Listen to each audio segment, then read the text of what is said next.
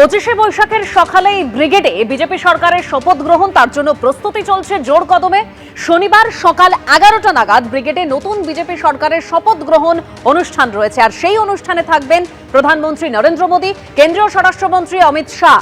শনিবার সকাল 10:30 নাগাদ কলকাতায় আসবেন প্রধানমন্ত্রী নরেন্দ্র মোদী, আর আজ রাতেই কলকাতায় আসছেন অমিত শাহ। শপথ গ্রহণ অনুষ্ঠানে থাকবেন বিজেপির সর্বভারতীয় সভাপতি নীতিন নবীন। শপথ গ্রহণ অনুষ্ঠানে থাকার কথা রয়েছে বিজেপি শাসিত 20 রাজ্যের মুখ্যমন্ত্রীদের।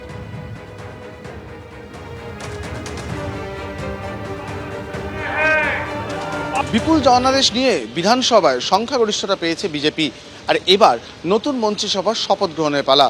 আগে বিজেপির তরফ থেকে জানানো হয়েছে শনিবার 25শে বৈশাখের দিন ব্রিগেড প্যারেড গ্রাউন্ডে সর্বসাধারণের সামনে এই শপথ গ্রহণ হবে। নতুন মুখ্যমন্ত্রী শপথ নেবেন, তার সঙ্গে কয়েকজন মন্ত্রিসভার সদস্য সেদিন শপথ নিতে পারেন, এবং তা ঘিরেই কিন্তু এই মুহূর্তে ব্রিগেড প্যারেড গ্রাউন্ডে সাজ রব।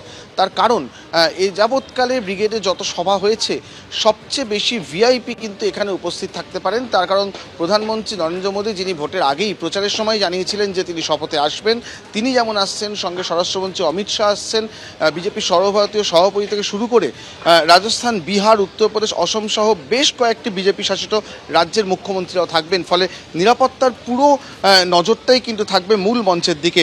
পাশাপাশি যেটা দেখা যাচ্ছে যে প্রচুর মানুষ আসবেন, এটাকে ধরে নিয়ে আঁটোসাঁটো নিরাপত্তার জন্য গোটা ব্রিগেডকে মোটামুটি 30টি সেক্টরে ভাগ করা হচ্ছে, এবং প্রত্যেকটি সেক্টরের দায়িত্বে একজন করে ডেপুটি কমিশনার বা পদস্থ অ্যাসিস্ট্যান্ট কমিশনার পদমর্যাদার পুলিশকর্তা থাকবেন।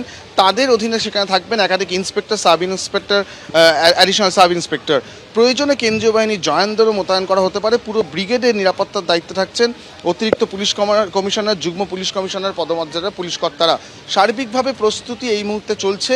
একের পর এক আসন থেকে শুরু করে ক্যানোপি সেগুলো বসানো হচ্ছে, আসন ঢুকছে পরপর, মূল মঞ্চ বাঁধার কাজও শুরু হয়ে গিয়েছে। নিরাপত্তার কারণে সেখানে নির্দিষ্ট কয়েকজন ছাড়া ঢুকতে আপাতত নিষেধ করা হচ্ছে। তবে কালকের মধ্যেই মঞ্চ প্রস্তুতি, এবং শনিবার 25শে বৈশাখের দিন সকাল 10টায় প্রধানমন্ত্রীর উপস্থিতিতে শপথ নেবেন রাজ্যে নতুন মুখ্যমন্ত্রী। ক্যামেরায় পার্থপ্রতিম রায়ের সঙ্গে অরিজিৎ ভট্টাচার্য, এবিপি আনন্দ, কলকাতা।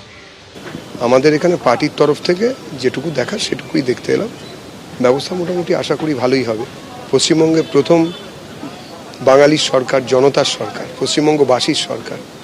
বিজেপির বিধায়করা নিশ্চয়ই এই সরকার চালাবেন, কিন্তু বাকি ক্ষেত্রে তো এটা মানুষের সরকার পশ্চিমবঙ্গে।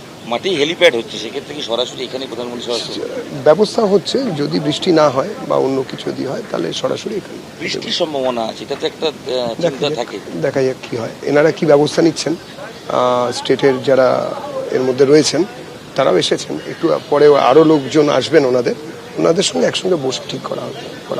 প্রধানমন্ত্রী, স্বরাষ্ট্রমন্ত্রী থেকে শুরু করে অন্যান্য রাজ্যের মুখ্যমন্ত্রীরাও থাকবেন এমনটাই শোনা যাচ্ছে। সেক্ষেত্রে সিকিউরিটিটাও তো খুবই টাইট সিকিউরিটি হবে আশা করা যায়, কেননা পুরো সারা ভারতের পাওয়ার সেন্টার এখানে সেদিনের জন্য আসছে। এবিপি আনন্দ, এগিয়ে থাকে, এগিয়ে রাখে।